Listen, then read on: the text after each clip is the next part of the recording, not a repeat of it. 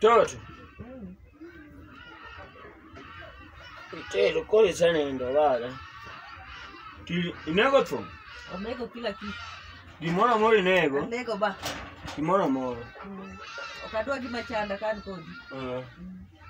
Kima maber. Oro. Kuonga lem. Idwa lem. En alam mane midwa lamo santo sosero mo majininde. An gimoro moro nyaka lem ne ga pare. Gimoro moro nyaka lem ne. Ara lem piyo. Kiki lem ahinya. Lema gine me wangi mondo walem. Ami wanga. To ino kilema lema kata wanga. Pok igolo kitenge? Kitenge dogi golo ga yako. Sidwa ni yudo kase golo kitenge. Ibiro golo. Abo golo intiek lemo. Pok light podio. Sawa. Ibiro golo mudho. Abo golo mudho. Begi lem. Bora nieno kamano kumba jadolo. Mato e kora bire mbele ni sane ma en koro wacho ni gimoro amora matimore kata gimoro amora minyalo cham nyaka kete lweti mondo mi koro kuongo gwedhi. Agwedho gima koro an godo mbele ni. Yawo do ngana weni lemu matini deka. Jakibera ni mos. Lemu matini. Jakibera ni mos. Angeraka. Gima koro kete mbele ni wuora ji osebedo katiyo gi gik mopogore opogore. Ana biro ge teko na kendo ngufu na wuon mane miya. Baba dani mondo mi akwai gimoro achiel.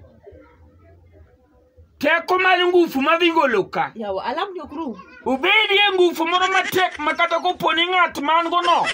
Bende koro atieko makoro wuok. Ibiro lemo kosibiro winja. To biro winja na dieri. Kilemo okidhi kanisa. Nitie waka power maro meme bendo.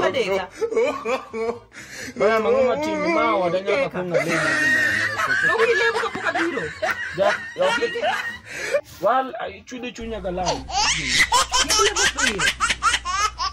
Kwa ibaba. Ye mono mitele chiemo madwa chamo. To kopo ni samoro nitie kata gik mosetimore ngimane ma samoro en bende ose experience gik mopogore gi life mara. Wuora ta kwa imondo mi ateko. Meda teko ngufu moro mopogore makata kadiel obiro experience that kind of the ngufu.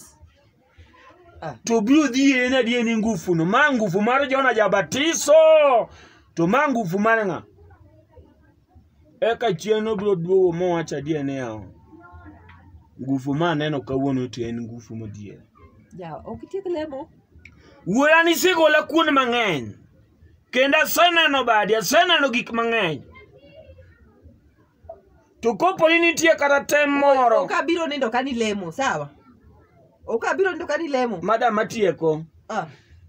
Kopo ni samoro en tem moro. Masamoro katido ni mondo mi otema. Ana kwei mana ngufu. Mia ngufu mani miyo Samson uoma Noah. Mia ngufu no. Monda nae sani ediritino masane. Asebedo kagombo ngufu no nikech wuora. Ana duono tino maka wuono.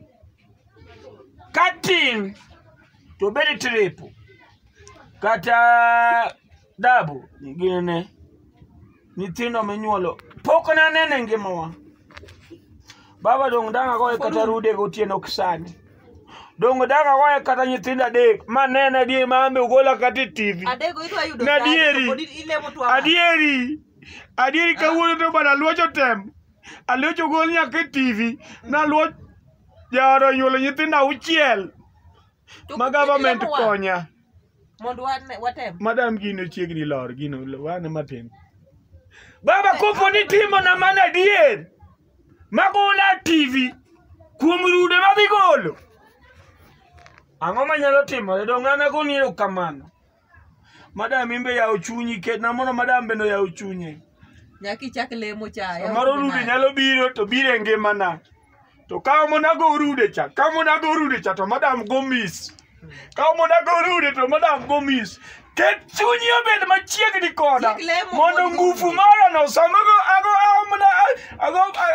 ago rude ne to madam biri chunyi olony mondo konya go rude no.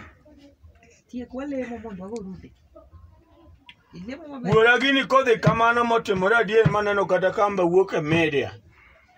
Ne awataluoch to notemo kendo ne gigo rude kata gigo tripo. Government biro konyo. Ngimana biro dhi maber. Yie mondo mi konye Raila Amolo Odinga. Wanendi ni. Konya gwambu wunya lego. Lem kitieko. Konya gwambu wunya lego baba. Sama kora ntieni. Mai sama bende koro waneno kadiera gwambu to koro dhi kawo telo. To kadwani samora nyalo nindo ka ni ngufu ng'eny kuoma. To kare ji osechako gombulu oko takia. Chiewa gotieno. Kik nindo kal koda. Ni samoro tek ko mang'eny go kuom chiemo maket makori ni e mbele nane. To gwambu kari dhi yombe. Lamo machuok wang'. Rude ti yie mono mi olo. Chungo malo kod teko mang'eny. Ng'eni biro timore. Madam Churia negi mbele kocha lokri. Koro nyaki chak lemo chak. Lokri kocha time rach koda madam. Ase lokra. Nano kaembe in madam makoro pachele. Dong winyo kama lama malamu no kendo koro duogo ke chunyi. An serious.